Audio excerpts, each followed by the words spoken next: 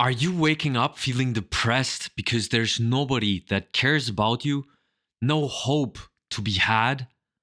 I've been there for over a decade, and my only solution to this were video games. But today I'm going to show you how I fixed this and finally moved my social life forward. It's March 31st, about 9 years ago. I'm in my room playing video games as I would always do. About 10, 12 hours per day. That day I played until 12 o'clock. Checked my phone.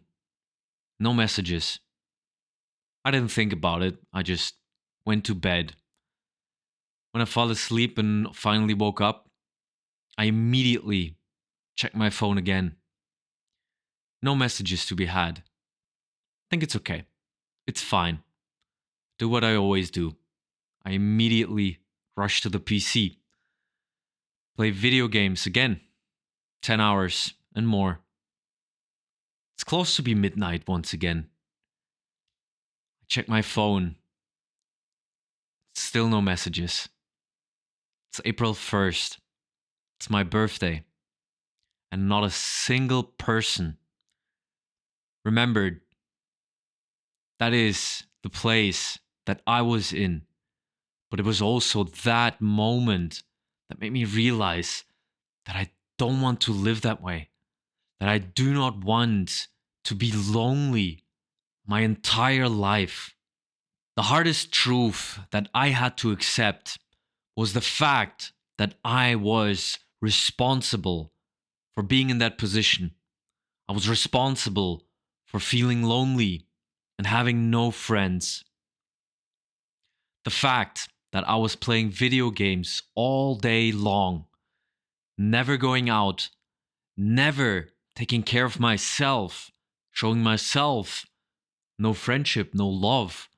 How the hell was I supposed to be friends with anybody else if I didn't even have the relationship with myself in check? It really hurts to say this out loud, but once I accepted this, I could see the things for what they are. The fact that I was in my room all day long were one of the big reasons that I couldn't move forward. Accepting responsibility, no matter what it is actually a superpower. It allows you to just take things for yourself, to see them for what they are, to see what you actually can change, rather than wishing the circumstances, the world, to move around you. It doesn't work. I've done that for ages. I've wished for some hero, some person to come by and just fix my life, to help me. You are responsible for where you are. So you are also responsible to get out of that place. However, accepting responsibility didn't all of a sudden fix all of my issues. In fact, I had to become aware of the fact that I had a lot of issues. I had trauma from childhood neglect, addiction, horrible sleep routine, and many other things that were basically hitting on each other. But what matters most is that you go and see the problems for what they are. Think of it as a tree. There are the roots, which are the core issues, and the tree that grows out of it. The core issue for me was actually my childhood trauma, which then rooted itself and kept growing with addiction, growing with terrible sleep routine, which came from addiction for video games. You need to go and see what are your roots. Where does the real core sit at? What is truly the problem that you are running away from?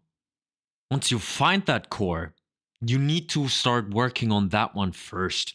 Pick a problem and then go one by one. You can't fix all of them all of the sudden. But this is also where heavy duty starts. I used expressive writing as a tool to understand my own emotions, my emotional trauma. Expressive writing basically is that you take a pen and paper, take yourself 15 or 20 minutes where you are undisturbed, Pick a topic that you believe that is an issue. For me, it was my childhood growing up without a father. And then you do not filter yourself.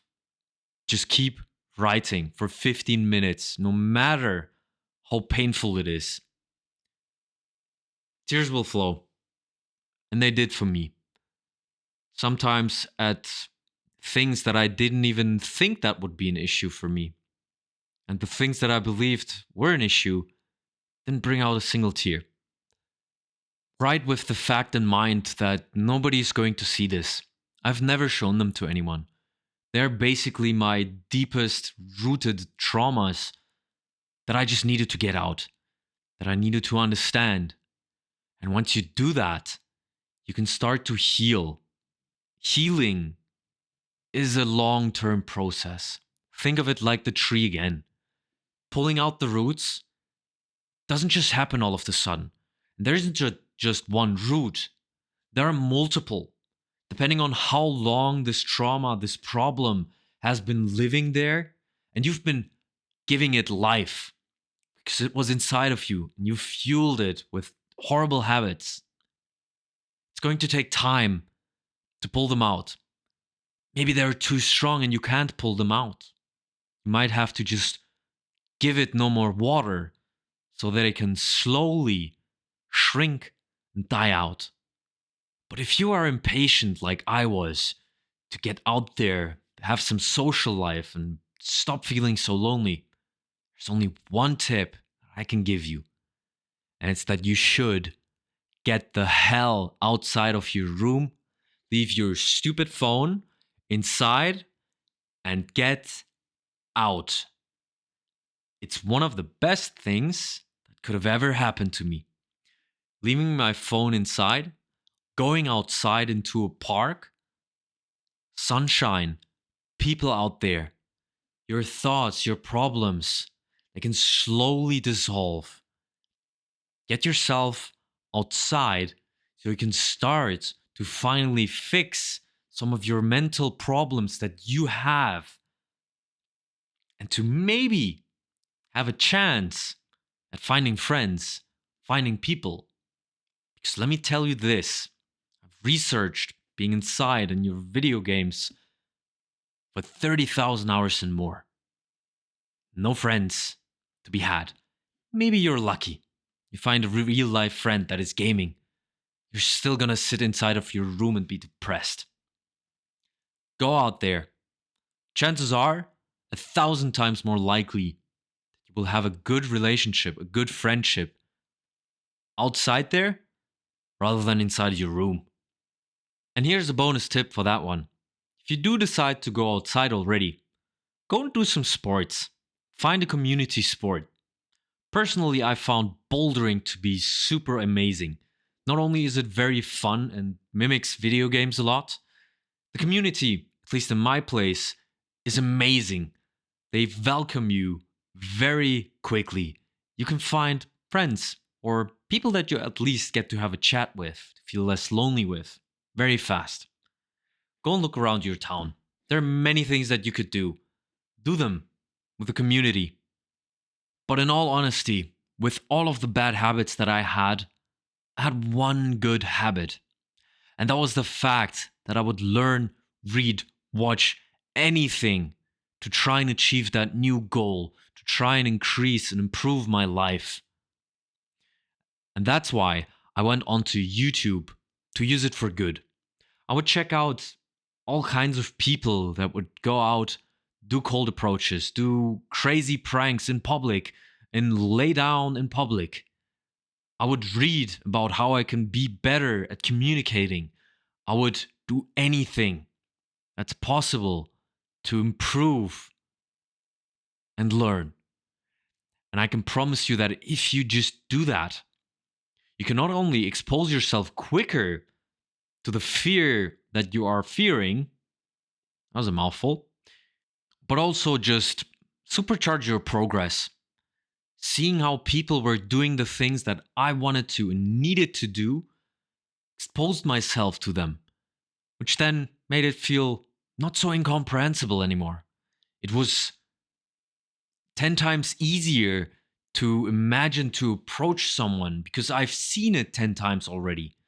So doing that didn't feel as scary anymore. So I could slowly get out of my head. Doing all of these things, they took a while, but they have changed my life.